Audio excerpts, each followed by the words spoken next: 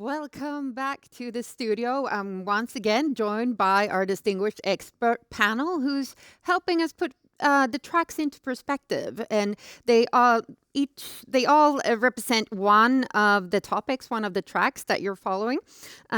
Let's start with you this time, Jeroen. You follow the productivity and digitalization track. Yes, so the first session, we had Thomas from our Polish office talking about how Żabka created a customer-facing app where they used AI to improve their efficiency. Żabka had a 78% of rising costs, but they also identified that 52% of human labor in retail can be automated. The key takeaway that I take away from this session is that the savings for them, they started on the shop floor, using smart calculations, for example, identifying when products will be expiring and so on, and having a way also to measure how they are compared to other franchises. So how do they do? And all of the efforts, they resulted in lowering food waste, but also reducing the human labor. But on the other side, they also had an enhanced performance and an increase in customer, but also on employee satisfaction. In the second session, we had Jorge and Tony talking about platform engineering and how platform engineering can remove obstacles by using collaboration and communication. They were talking about having golden paths and using templates to really optimize the way a developer works, and they don't have to reinvent the wheel over and over again. The thing that stuck in my mind at the end of the session was that Jira is definitely not a communication tool to be used.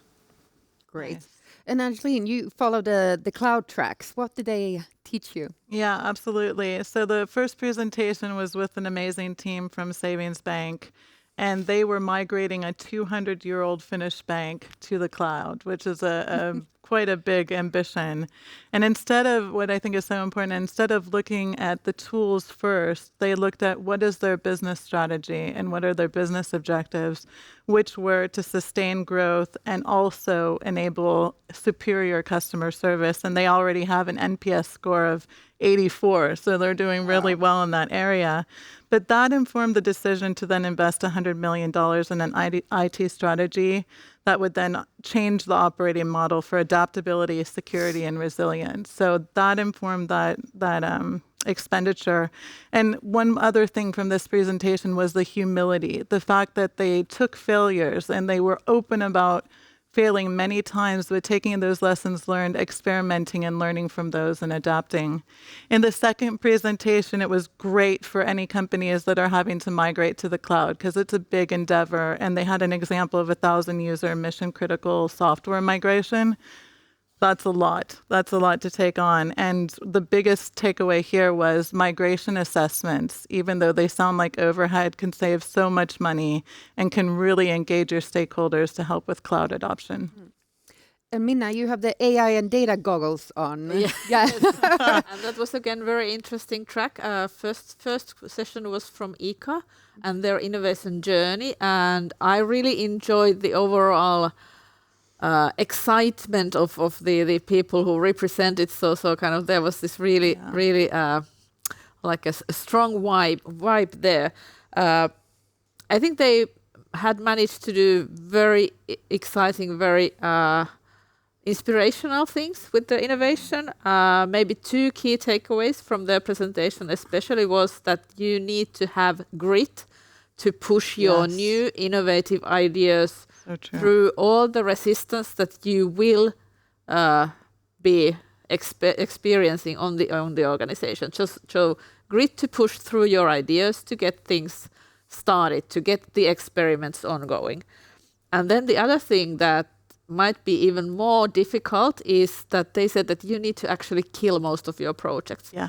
You need to kill your babies in the sense that you get excited and then you need to stop them. Yeah. And if you are not doing this, it either means that you haven't been ambitious enough with your experiments, you haven't really tried to spread sort of the boundaries and try new things, or you haven't dig deep enough for the actual value. So kill most of your projects and that's successful. That's so hard. So Well, hard. some people like it, but for me, it's the hardest thing to do. Yes. It really is. Yes. So let's talk more generally about sort of my impression is that there's this really high pressure to optimize. Yeah. And you're supposed to innovate and optimize and save money at the same time, especially in the times that we are in now. So Jeroen, let's start with you. Like, how do you actually balance sort of the efficiency, cost savings versus innovating and staying relevant? Yeah, I think if we reflect back on the JobCap presentation where they identified, we have an increase in cost, but also that they managed to identify that 52% of the human labor could be automated. And then we know from a technical point of view that if you automate parts of the process, it does not always mean that it's cost saving, but it could mean that your employees could have more valuable time where they focus on more innovative assignments, being more creative or doing things that have more added value to the company. Then, for example, I think the example in the presentation was that a lot of the staff had to validate the expiry dates to make sure that they were placed in the right order to not have the food waste. Additionally, if I reflect on the platform engineering side, is that the cost saving could also be an improvement in your process. Like having a golden path, having a standard way of working, using templates could also just be an optimization of your process in order to streamline the way that you develop. Angeline, your thoughts on this? Yeah, as you mentioned, it's so important to push the envelope, and this fact that AI will replace jobs, instead companies going in from a responsibility standpoint to ensure that their employees are upskilled and to ensure that they're feeling excited by the new tools and opportunities. So this cost reduction it's actually being replenished into the education and the enablement of our workforce. So I think that's a really big theme that I'm seeing, because there is a lot of fear with AI, and that's where your AI responsibility is big. I also wanted to point out the savings group, where I love that they wanted to advance their goals of sustainable growth and also maintain superior customer service. But as a byproduct was the cost savings and the efficiencies. That wasn't the main intent of adopting cloud. So again, one of those win-win use cases. Exactly. So really, in this economy and with all the change, I really advise that you stay, offensive, not defensive. Defensive isn't going to build us to last, right?